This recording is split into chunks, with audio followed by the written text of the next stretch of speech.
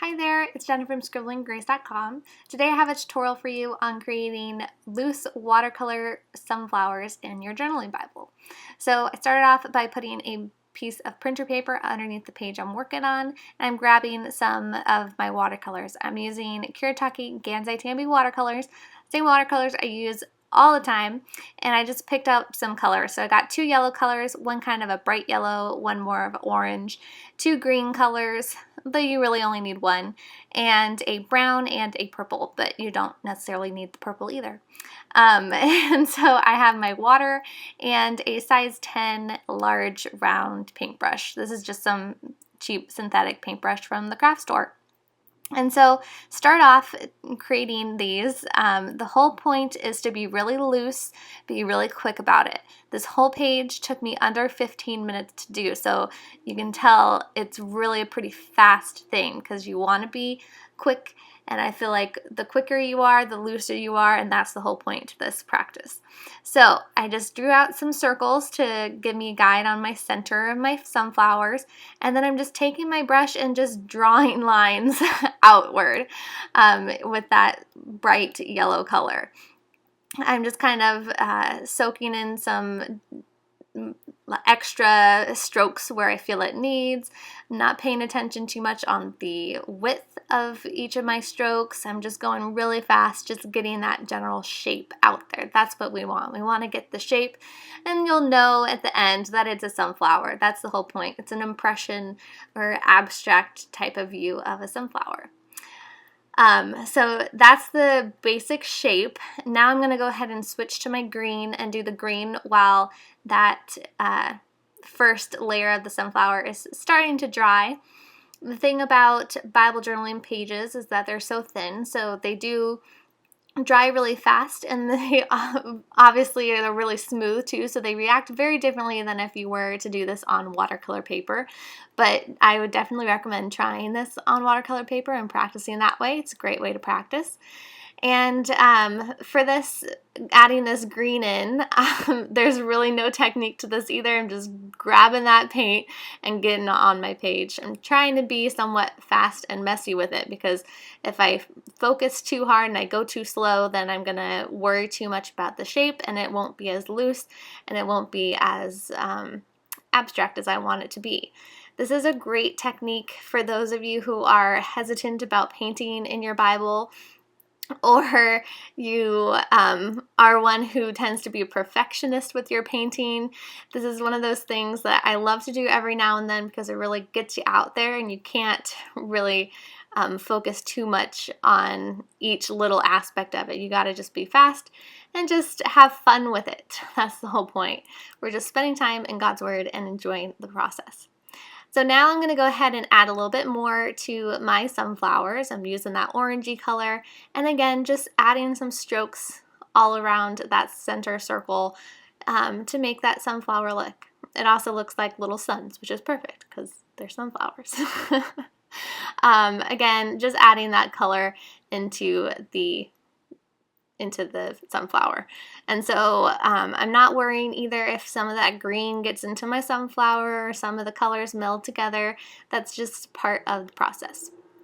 So now I'm going to go ahead and just take my darker green and add a little bit more color into that greenery background that I have. This is not super necessary, but I like to add a couple layers of colors just to give the page a little bit extra dimension.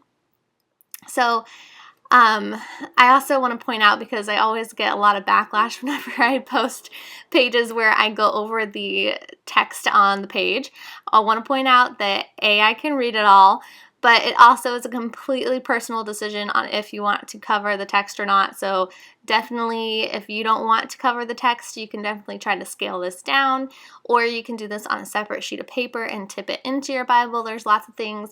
You don't have to do exactly what I'm doing. And again, it was a personal decision for me to not worry if I cover up the scripture or not. And so though I go over the scripture a little bit, I can read it. Just to throw that out there. So now I'm just drying my page using my embossing heat gun or craft heat gun to dry it really quickly. You, of course, could also use a hair dryer or just let it air dry. But this is my first layer. I'm gonna go ahead and add another layer on top of this to help make it a little bit more finished and full. But of course, if you like this look, you could totally just leave it with this first type of layer. I also did this same page in my interleave Bible, and so I wanted to hop on over there and show you really quickly again how to do this technique in case you feel like you didn't catch it the first time. You could just quickly see how I did it in my full blank page in the interleave Bible.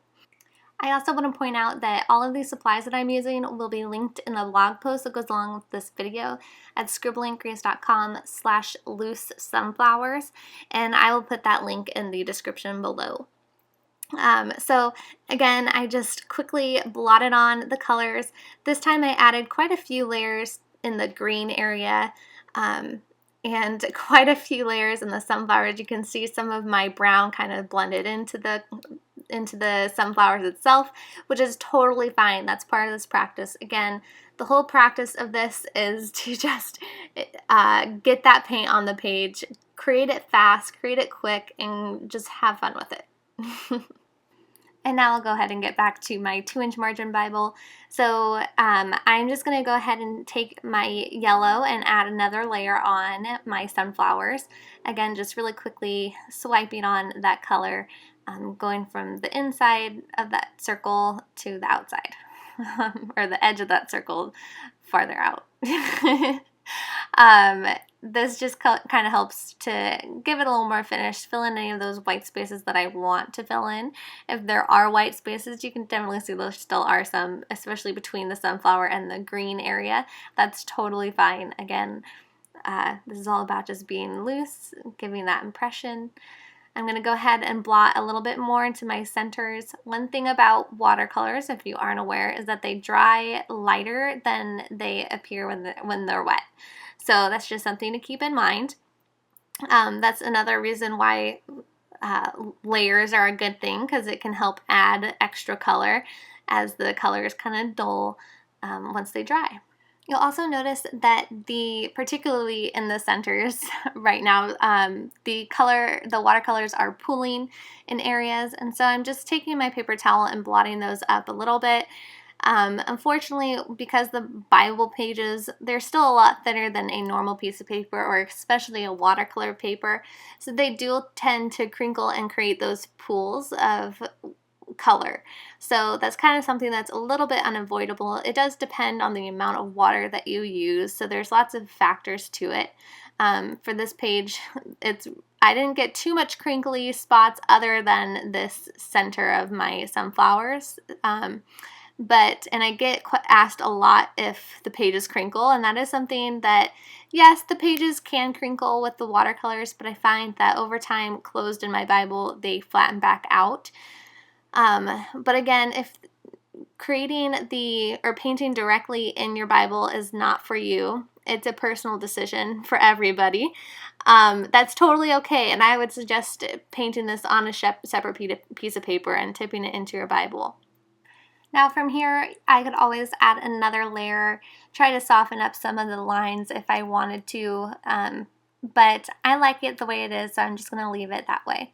And I'm going to go ahead and move on to adding my lettering. So I am just using my pencil to mark out where my lettering is going to go, and then I'm going to use my Tombow Funosuke brush pen to do my lettering. Again, I will put all of the links to all of the supplies that I used for this page in the blog post that goes along with this video at scribblinggrace.com/loose sunflowers.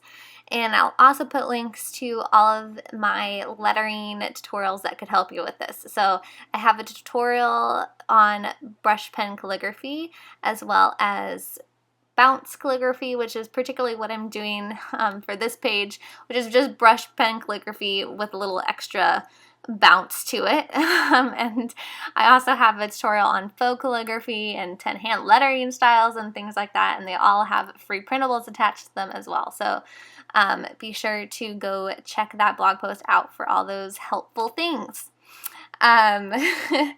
So I am working on, since I was doing this page kind of focusing on Thanksgiving, which is coming up next week. And so I am working on Psalms 136, 1 through 3, which says, "Give thanks to the Lord, for he is good, for his steadfast love endures forever. Give thanks to the God of gods, for his steadfast love endures forever. Give thanks to the Lord of lords, for his steadfast love endures forever." And Psalm 136 goes on in the same general fashion. His love endures forever. And I just love that psalm. If you haven't checked it out, I would suggest checking it out. It's a pretty cool one.